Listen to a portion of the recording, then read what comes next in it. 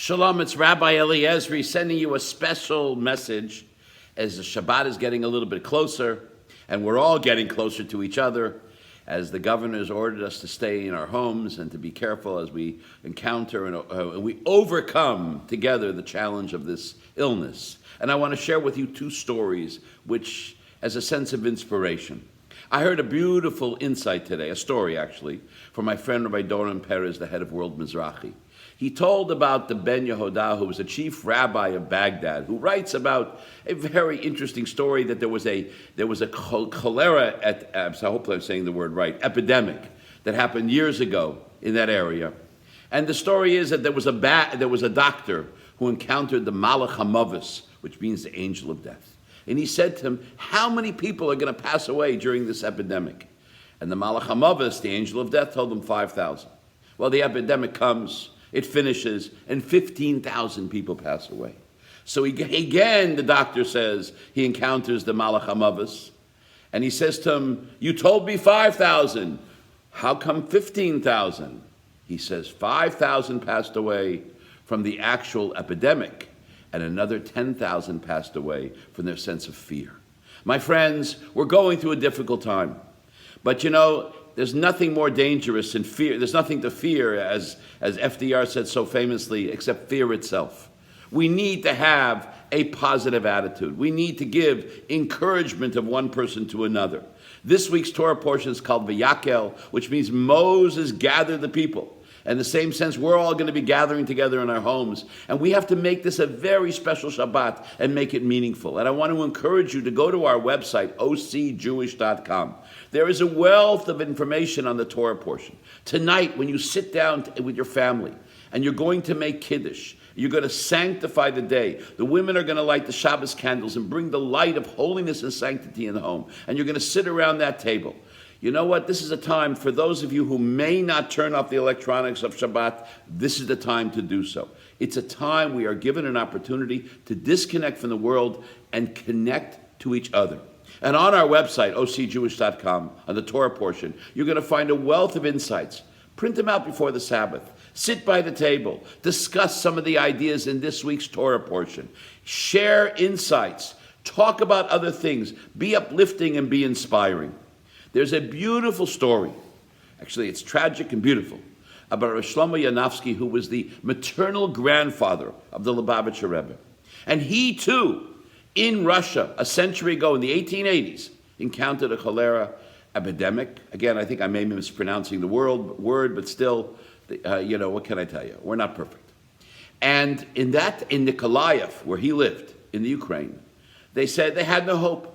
They didn't know what proper medicines to do, so they would take those sick people and they would put them in quarantine in a camp outside of the town. And he was sent to quarantine, and it was a very difficult time. And one of his friends heard about this, and he said, you know what, I have to help my friend, Reb Shlomo. And every single day he would come outside the camp, and near the window to the building where he was staying. And he would call into him, and he would read to him some of the teachings of the Alter Rebbe, Reb Shneur Zalman of Liadi, the founder of Chabad, from the great classic Tanya, which talks about having faith in God during a time of adversity. And every single day he came, and every single day he read to him. And later on, Reb Shlomo said, the Rebbe's grandfather, that in this difficult period of time, what gave him the inspiration? What gave him the inner strength? They weren't giving him proper medical care. To survive this, it was the will to live life again that he was inspired by his friend who was standing by the window. My friends, we need to stand by the windows of our friends at this time.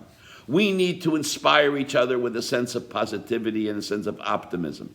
We need to understand that fear is it can be as destructive as the illness itself. I mean, we saw the great fear already. Look at the stock market. It's all down. Why? Because people are afraid. They're afraid what's going to happen, so they're selling off their stocks at discount prices. And personally, if I had any money, I'd be investing in the stock market right now. But I don't have that problem, so everything is just wonderful. But the fact is that fear itself can be very destructive. So number one, we have to stop being afraid. And number two, we have to take the moment to inspire others. Pick up the phone and call a friend. Yesterday, I called a friend of mine who had come down with this illness, and actually he was recovering. And the joke was he's becoming so close to his wife that he's going to need couple therapy after 15 days of isolation. But we need to inspire each other and not to have faith. So let us all gather together, as the Torah portion says. V'yakal Moshe. Let's gather together with our families. Let's make this Shabbat a meaningful Shabbat. Let's not talk about politics. Let's not talk about coronavirus.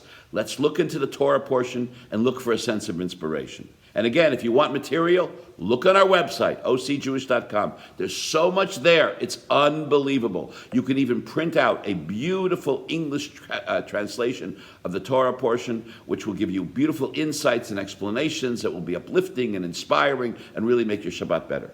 And I want to just add one more thing. We're doing a lot of stuff to try to connect the Jews in very special ways. Yesterday, we had an online program for children and families in our preschool. Yesterday evening, Rebbetzin Naomi did a challah bake. Would you believe it? A challah bake online. Tomorrow night at 8:15, and we'll be sending out an email to everybody, Rabbi Levi will be leading a Havdalah service. Online, you'll be able to watch it, to sing along, to sense of inspiration. And on Sunday morning at 9:30 a.m., I'll be giving my weekly JLI class from the last lesson of our course, Judaism's Inspiration to the World. And we're going to talk about the cycle of life, how it seems that there's wars and there's destruction, and how we can have a better sense of time. So watch your emails. We're going to be sending out a notice with a connection to either Zoom or Facebook Live. Participate in the class. And if you haven't come to the other classes, don't worry. You don't got much to do anyway. Watch the class and enjoy us. And in the coming days, we'll be announcing more online classes, more online ways to connect to each other. So pick up a phone, call somebody you haven't spoken to in a while, and say to them, Good Shabbos, Shabbat Shalom, how are you doing? Sit with your family tonight. Don't talk about this virus. Don't talk about politics. I don't care if you're a Democrat or Republican. Sit around the table and you may think about what's going on in Israel today. There's never been a time where all the Jews have kept Sabbath. They can't go anywhere. They can't play soccer. They can't go to the malls. Everybody is celebrating together. Celebrate with your family. Enjoy it. And I want to add one more little thing. I put it yesterday on Facebook, which was just so special, it brought me to tears. There was a bride and groom that got married last night in Crown Heights in Brooklyn. And you have to separate. And the grandmother couldn't come to the chuppah. She couldn't come to 770 Eastern Parkway. The world headquarters of Chabad, which for the first time ever is tragically closed, just as so many other synagogues all over the world. And the bride and groom had the chuppah outside because Jewish tradition tells us we don't push off a simcha. We don't push off a joyous occasion. If somebody's going to get married, they get married. But they were very careful. And then afterwards, they put the bride and groom into a beautiful convertible.